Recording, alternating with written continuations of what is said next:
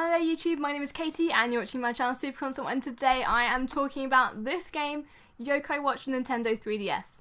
But I'm not going to be doing a review. Instead, I thought I'd talk a little bit more about reasons why personally I think Yokai Watch will never quite reach the phenomenon status that was Pokemon in the noughties and kind of is Pokemon still today.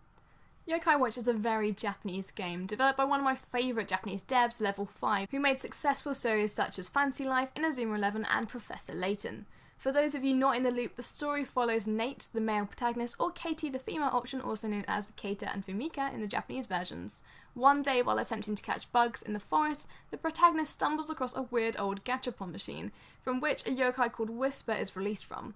Whisper gives the player the Yokai Watch, a device enabling normal humans to see creatures known as yokai, and thus begins your expedition to befriend as many of these monsters as possible, completing story-based quests along the way. It's a game entirely enveloped in Japanese culture and references, from the quiet Japanese town setting to the subtle nods to everyday Japanese lifestyle, like your shoes being left in the genkan of your house, to the gachapon machine you first discover Whisper at, Japanese temples and onigiri for sale in every konbini that you pass. Now hang on Katy, I hear you say, series like Yu-Gi-Oh!, Digimon, Pokemon, Sailor Moon, Dragon Ball, just to name a few, were all very Japanese in subtext but still somehow made it big in the West.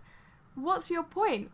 Well, while I agree that these small, subtle nods and references to Japanese culture don't make a game incompatible with the West at large, they merely set the scene. But sometimes in games or in movies or manga or anything else like that, sometimes there's references and a culture surrounding the topic which is so embedded in Japanese culture that they just can't be localized. And I'm not talking about the rice ball onigiri jelly-filled donut situation. Nothing beats a jelly-filled donut. And that was annoying, but that's just a very small example of something that was localized without any need. For the uninformed, yokai or mononoke, for any of you Studio Ghibli fans out there, are spirits, demons, or supernatural creatures from Japanese folklore. Now the kanji is made up of two characters, bewitching and calamity, and spectre and apparition, and that pretty much summarizes what a yokai actually is. Now, in terms of what a yokai does, or what their purpose, I guess, is, there's lots of different types of yokai. There are yokai that give you good luck and bad luck, there are yokai that are mischievous or just want to piss you off or make you forget stuff, and then there's yokai who just want to kill you. And most of them just want to kill you. Some yokai also have special powers such as shapeshifting, which is known as obake or bakemono type of yokai. And you might have already heard of a few references these before in anime, with foxes, kitsune and raccoon dogs tanuki the most common of shapeshifters. So what's the problem? Well, the yokai characters that are in Yokai Watch are obviously all based off pre-existing Japanese folklore, the kind of stories that kids have grown up with about, for example, kappas, who lure you into the water, eat your liver, and steal your soul through your butt. That kind of stuff. As a side note, while I was researching this video, I looked up a lot of Japanese urban mythology, legends and folklore, and they're terrifying, so don't do that. But not every origin behind a yokai is quite so horrible as Wool Kappa and Kappas. There are some nice examples too. For example, Koma-san is made up of the word Koma, which is lion dog, and San, which is an honorific like Mr. or Mrs., Miss, that kind of stuff, and basically means guardian lion dog. Now that's a pretty nice one, right?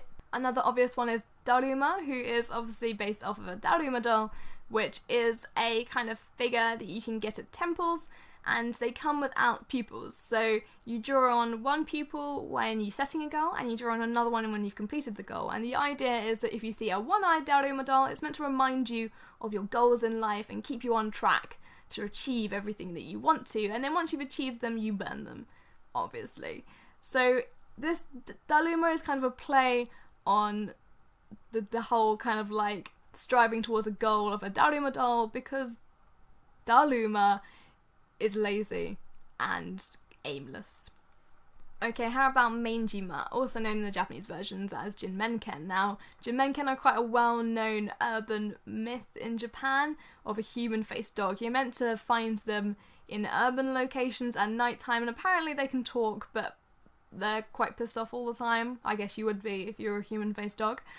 And the idea behind them is that they are perhaps a road crash victim or an escaped science experiment, so they say, but they don't generally kill you. Most yokai you meet at night in an urban location aren't very happy to see you, but Jinmenken, they're just kind of annoyed at life. I guess you would be.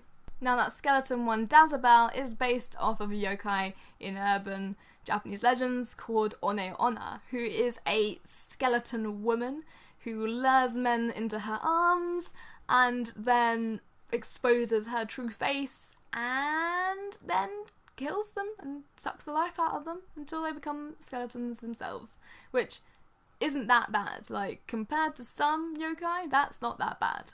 Getting more into the stalkery realms of yokai is Epsi from Yokai Watch. Now this is based on a yokai called Satori, which is a kind of yokai which follows you should you be doing little walks in the mountain, which happens quite a lot in Japan, and basically reads your thoughts, and before eating you, likes to really freak you out by reading aloud what you're thinking just before they attack. In a similar vein is the boss monster from Yokai Watch 1, Massy Face. Now, Massy Face is based off a yokai called Mikoshi Nido, which is a kind of stalkery monk yokai, another one which likes to follow people in the mountains. Now, this one is kind of creepy. It's said that if you're walking through the mountains and you happen to see a shadow which slowly gets bigger and bigger looming over you, whatever you do, don't turn around, because that's when it gets you. And the only way to kind of make it go away, because it will get bigger and bigger and bigger as it gets closer to you, is to say Miyagi Nudo, which means I saw you first, basically, and then it's like, okay, and walks off. So, don't turn around. Now, probably one of my favourite examples of a yokai is Cheek Squeak. Now, this is based off of a mischievous yokai in Japanese folklore called Okurupe. Now, Okurupe is a small black fox in disguise. I told you they're shape-shifting cheeksters.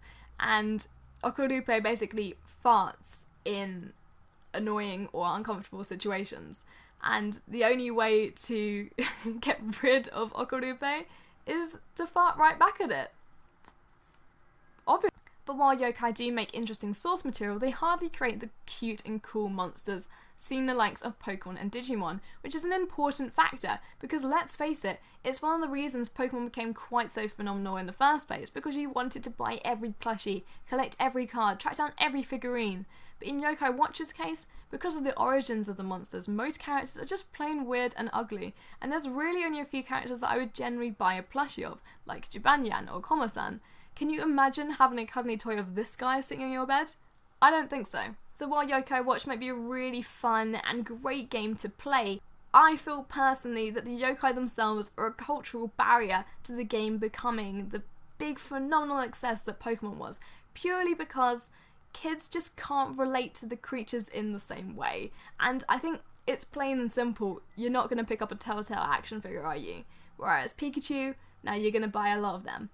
I hope you found this video interesting, and maybe you've learned a little bit more about yokai themselves, or the origins behind some of the yokai characters that are in Yokai Watch. I'd love to hear your thoughts on what you think about the game, or how successful you think it will be in the West. I'm always open to anyone's opinions, good or bad. Whatever you think, put it in the comments. Thank you very much for watching, and I'll see you next time. Bye! I'm not going to pick up a Telltale action figure. I'm just not going to do it. I don't want an old lady on my bed.